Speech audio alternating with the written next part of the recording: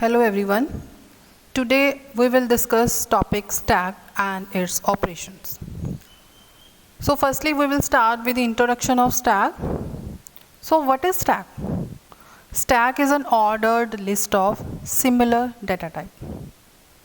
Means stack can only store same type of data. Next, anything added to the stack goes on the top of the stack. Means every time an element is added, it goes on the top of the stack. And anything removed from the stack is taken from the top of the stack. Means the only element that can be removed is the element that is on the top of the stack. We can take a real life example.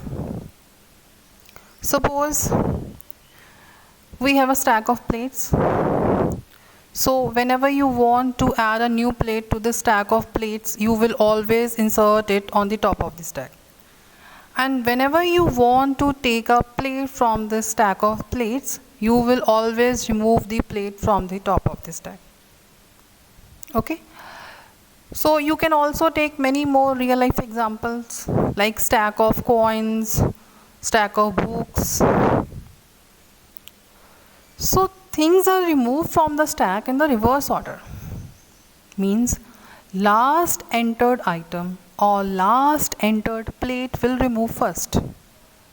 So we can say that stack works on the principle of last in, first out. Okay. So next is, what are the various operations that can be performed on stack? So basically there are three types of stack operations. These are push and pop. So firstly we will discuss push operation. Insertion of any item in stack is called push. And in stack, an item is always inserted on the top of the stack. And whenever you insert any element in stack, top will be increased by 1. For example, in this diagram we have some elements stored in the stack on position 0, 1, 2 and 3, and we want to add a new element. So as we already discussed that whenever we want to add a new element, top will be increased by 1. So here in this case the top will become 4, which is 3 earlier, and the new element will be inserted on this position, that is 4.